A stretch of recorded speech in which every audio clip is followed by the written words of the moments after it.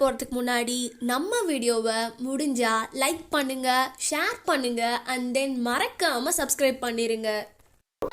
Java டெவலப்பருக்கு நிறைய விஷயங்கள் தெரிஞ்சிருக்கணும். ஆனா மெயினா 3 விஷயங்கள்ல தெளிவா இருக்கணும். நம்பர் 1 ஃப்ரண்ட் எண்ட்னா என்ன, நம்பர் 2 பேக் எண்ட்னா என்ன, நம்பர் 3 டேட்டாபேஸ்னா என்ன. இது மூணுமே இன்டகிரேட் பண்ணி தான் ரியல் டைமா ஒரு ப்ராடக்ட் ரன் ஆயிட்டு இருக்கு. அப்போ ஒரு ஃபுல் ஸ்டாக் டெவலப்பர் அப்படின்னா இது மூணுமே தெரிஞ்சாதான் அவர் ஃபுல் ஸ்டாக் டெவலப்பர். இப்போ ஃப்ரண்ட் எண்ட் டெவலப் பண்ணனும்னா அதுக்கு என்னென்ன டூல்ஸ் அண்ட் டெக்னாலஜிஸ்லாம் தேவை. Number 1 HTML, number 2 CSS, number 3 JS. இது மூணு மட்டுமே போதுமானது ஒரு பேசிக்கான ஃப்ரண்ட் எண்ட் அப்ளிகேஷனை கிரியேட் பண்றதுக்கு. பட் இப்ப இருக்க ஜெனரேஷன்ல இந்த CSS ஓட வேலையையும் JS ஓட வேலையையும் ஈஸி ஆக்கிறதுக்காக நிறைய ஃப்ரேம்வொர்க்ஸ் அண்ட் லைப்ரரிஸை கண்டுபிடிச்சிருக்காங்க. அதுல CSS ல கொண்டு வந்தப்பட்ட ஃப்ரேம்வொர்க் தான் Bootstrap and then Material UI and then Tailwind CSS. இந்த மூணு ஃப்ரேம்வொர்க்குமே CSS ஓட வேலைகளை ஈஸி ஆக்கிறதுக்காக பயன்படுத்துவாங்க. Next one JavaScript. JavaScript ஓட வேலையை ஈஸி ஆக்கிறதுக்காக நம்ம கிட்ட சில லைப்ரரிஸ் அண்ட் ஃப்ரேம்வொர்க்ஸ் இருக்கு. ஒன்னு React.js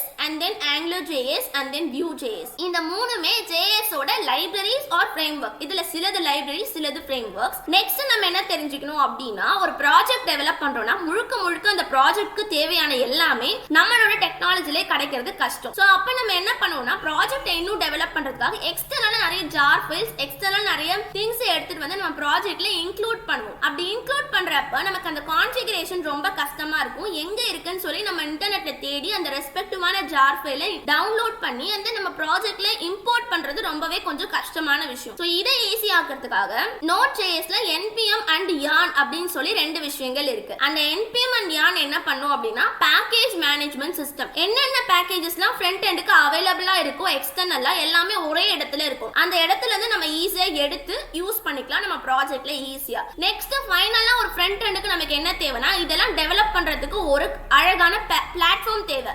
நோட்பேட்லயே நம்மளால பண்ண முடியும், பட் அது கொஞ்சம் காம்ப்ளெக்ஸா இருக்கும். சோ ஈஸியா பண்றதுக்கு நமக்கு IDE வேணும். அந்த IDE தான் Visual Studio Code. ஒரு பேக் எண்ட் டெவலப் பண்றதுக்கு என்னென்ன டூல்ஸ் அண்ட் டெக்னாலஜிஸ்லாம் தேவை அப்படின்றத நம்ம பார்க்க போறோம். கோர் ஜாவா, அதுக்கப்புறம் JDBC தேவை, and then Java 8 features. Java 8 features மட்டும் கிடையாது, ஜாவா ஒரு வெர்ஷன் ரிலீஸ் ஆகும்போதும் புதுசா ஃபீச்சர்ஸ் ஆட் பண்ணுவாங்க. அது என்ன ஃபீச்சர்ஸ் என்னென்ன வெர்ஷன் ரிலீஸ் ஆயிருக்குன்றத நம்ம கண்டிப்பா படிச்சே ஆகணும். அதுக்கப்புறம் சர்வ்லெட் அண்ட் JSP. JDBC யோட வேலை ஈஸி ஆக்கிறதுக்காக வந்த ஃப்ரேம்வொர்க் தான் ஹைபர்நெட். சோ நெக்ஸ்ட் நம்ம ஹைபர்நெட் படிக்கணும். இதுக்கப்புறம் ஸ்ப்ரிங்கோட அட்வான்ஸ்மென்ட் தான் ஸ்ப்ரிங் பூட். அதுக்கப்புறம் web services, SOAP based web services or REST based web services. இதெல்லாம் படிச்சதுக்கு அப்புறம் மைக்ரோ சர்வீசஸ்னா என்ன அப்படின்னு சொல்லி நம்ம படிக்கணும். அண்ட் தென் எப்படி நம்ம ஃப்ரண்ட் எண்ட்ல இந்த பேக்கேஜ் எல்லாம் மேனேஜ் பண்றதுக்கு npm and yarn பார்த்தோமோ, அந்த மாதிரி பேக் எண்ட்ல ஜாவால இது எல்லாத்தையும் மேனேஜ் பண்றதுக்கு மேவின் ஆர் கிரேடில் அப்படின்னு சொல்லி ரெண்டு விஷயங்கள் இருக்கு. இதுல ரெண்டுல எது வேணா யூஸ் பண்ணி உங்க பேக்கேஜஸ் நீங்க மேனேஜ் பண்ணிக்கலாம் ஈஸியா. சோ இத தாண்டி டெஸ்டிங் பண்ணனும். நம்ம எழுதுற ஒரு மெத்தட், நம்ம எழுதுற ஒரு கோட் கரெக்ட்டா தான் வொர்க் ஆகுமா அப்படின்னு சொல்லி டெவலப்பர் சைடுல டெஸ்டிங் பண்ணுவாங்க. சோ அதுக்கு நம்ம JUnit ஆர் Mockito, JUnitோட அட்வான்ஸ்மென்ட் தான் Mockito. சோ இது ரெண்டுமே தெரிஞ்சிருந்தா மோர் ஓவர் பெட்டரா இருக்கும். சோ இத தாண்டி என்ன படிக்கணும் அப்படினா என்னென்ன IDE எல்லாம் தேவை. ஆப்வியஸா இது எல்லாத்துக்கும் கோட் பண்றதுக்கு நமக்கு ஒரு நல்ல IDE வேணும்ல. So Eclipse or IntelliJ. மோஸ்டா Eclipse வந்து ஃப்ரீ, IntelliJ வந்து ஒரு பர்టిక్యులர் வெர்ஷனுக்கு அப்புறம் பே பண்ற மாதிரி இருக்கும்.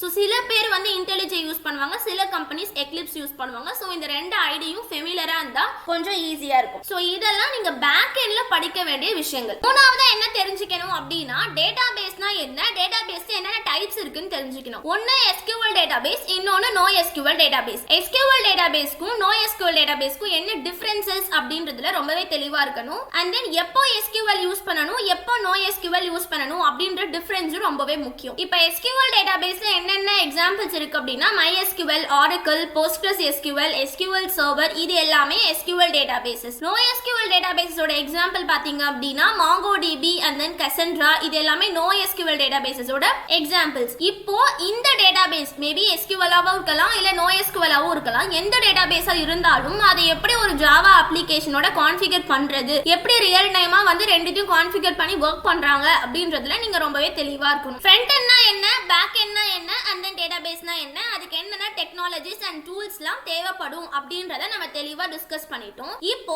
as a full stack Java டெவலப்பரா எனக்கு இது மட்டும் தெரிஞ்சா போதுமா அப்படின்னு கேட்டா கிடையாது. இன்னும் சில விஷயங்கள்லாம் இருக்கு. அதுல ஒரு முக்கியமான விஷயம் தான் டிசைன் பேட்டர்ன்ஸ். டிசைன் பேட்டர்ன்ஸ்னா என்னன்னா ஒரு பெரிய காம்ப்ளெக்ஸான அப்ளிகேஷன் கிரியேட் பண்றப்போ அந்த அப்ளிகேஷனை ஒரே பேட்டர்ன்ல கிரியேட் பண்ணிருக்கணும். அப்பதான் இன்டகிரேட் பண்றதுக்கு எல்லாத்துக்கும் நமக்கு ஈஸியா இருக்கும். அண்ட் தென் அந்த பேட்டர்ன்ல கிரியேட் பண்றதுனால ஃபியூச்சர்ல வரக்கூடிய சில பிரச்சனைகளும் வராம இருக்கும். அதை தடுக்கிறதுக்காக அவங்க என்ன பண்ணுவாங்கன்னா டிசைன் பேட்டர்னை ஃபாலோ பண்ணுவாங்க. இந்த மாதிரி நிறைய டிசைன் பேட்டர்ன்ஸ் மார்க்கெட்ல இருக்கு. என்னென்ன டிசைன் பேட்டர்ன்ஸ் இருக்கு, இந்த டிசைன் பேட்டர்ன் யூஸ் பண்றதுனால என்ன பிரச்சனை சரியாக போகுது, என்ன அட்வான்டேஜ் கிடைக்க போகுது அப்படின்றதுல நீங்க ரொம்பவே தெளிவா இருக்கணும். சோ நெக்ஸ்ட் என்ன தெரிஞ்சுக்கணும் அப்படின்னா ஒரு அப்ளிகேஷனை நம்ம ஃபுல்லா கிரியேட் பண்ணிட்டோம். இப்போ இந்த அப்ளிகேஷனை டெப்ளாய் பண்ணணும். டெப்ளாய் பண்ணாதான் யூசர்ஸால என்ன பண்ண முடியும், யூஸ் பண்ண முடியும். அதாவது சர்வர்ல ஹோஸ்ட் பண்ணணும் டெப்ளாய்மென்ட்னா. சோ இந்த டெப்ளாய்மென்ட் பண்றதுக்கு நமக்கு என்ன இருக்குன்னா ஒரு certain set of process or procedure இருக்கு. அது என்ன அப்படின்றதுல நம்ம ரொம்பவே ஃபெமிலியரா இருக்கணும். சோ அண்ட் தென் டெப்ளாய்மென்ட்டை ஆட்டோமேட் பண்றதுக்கு ஒரு டூல் இருக்கு, that is called as Jenkins. எப்படி ஆட்டோமேட் பண்றாங்க, டெப்ளாய்மென்ட் எப்படி நடக்குதுன்னு புரிஞ்சுக்கிட்டு அதை எப்படி ஜென்கின்ஸ் வழியா ஆட்டோமேட் பண்றாங்க அப்படின்றதையும் நம்ம தெளிவா புரிஞ்சுக்கணும். ஓகே, இப்போ டெப்ளாய்மென்ட்னா ஆக்சுவலா நம்மளோட கோட சர்வர்ல ஹோஸ்ட் பண்ணி எல்லாரும் ஆக்சஸ் பண்ற மாதிரி மாத்துறதுக்கு பேர் தான் டெப்ளாய்மென்ட். ஓகேவா? இந்த டெப்ளாய்மென்ட்டை நம்ம சர்வர் ஓனா வாங்கி நமக்குன்னு வச்சு டெப்ளாய்மென்ட் பண்ண போறோமா, அப்படி இல்லைன்னா கிளவுட் கம்ப்யூட்டிங் அதாவது கிளவுட் ப்ரொவைடர்ஸ் கிட்ட இருந்து சர்வரை கடன் வாங்கி அதுல டெப்ளாய் பண்ண போறோமா அப்படின்னு நம்ம யோசிக்கணும். ஸோ அந்த மாதிரி பண்ற மாதிரி இருந்தா நீங்க யார்கிட்ட இருந்து சர்வர்ஸை கடன் வாங்குறீங்களோ, அதாவது AWS, Google cloud and then Azure, இதுல யாரா வேணா இருக்கலாம். அப்படி நீங்க அவங்க சர்வர்ஸ்ல இதை டெப்ளாய் பண்ற மாதிரி இருந்தா அதை டெப்ளாய் பண்றதுக்கு என்னென்ன ப்ரொசீஜர்ஸ், அதுக்கு என்னென்ன ஸ்டெப்ஸ் எல்லாம் ஃபாலோ பண்ணும், அது எப்படி பண்ணுவாங்க அப்படின்றதுலயும் நீங்க ரொம்பவே ஃபெமிலியரா இருக்கு. இப்போ நம்மளோட ப்ராஜெக்ட் ஆர் நம்மளோட அப்ளிகேஷனை நம்ம சர்வர்ல ஹோஸ்ட் பண்ணிட்டோம். அது கிளவுட் பேஸ்ட் சர்வரா வேணாலும் இருக்கலாம், நம்ம ஓன் சர்வரா கூட இருக்கலாம். ஆனா சர்வர்ல ஹோஸ்ட் பண்ணிட்டோம். பட் என்னன்னா அதை யூசர்ஸ் எல்லாரும் யூஸ் பண்ண ஆரம்பிச்சிட்டாங்க. யூஸ் பண்ணக்கு அப்புறம் யூசர்ஸ்க்கு அதுல லேக் ஆஃப் ஃபீச்சர்ஸ், அதாவது அதுல இருக்க ஃபீச்சர்ஸ் அவங்களுக்கு சாட்டிஸ்ஃபேக்ஷனா இல்ல, ஆர் அதுல இருக்க ஃபீச்சர்ஸ் ரொம்ப கம்மியா இருக்கு, ஸோ இன்னும் எக்ஸ்ட்ரா ஃபீச்சர்ஸ் இருந்தா நல்லா இருக்கும் அப்படின்னு சொல்லி யோசிக்கிறாங்க.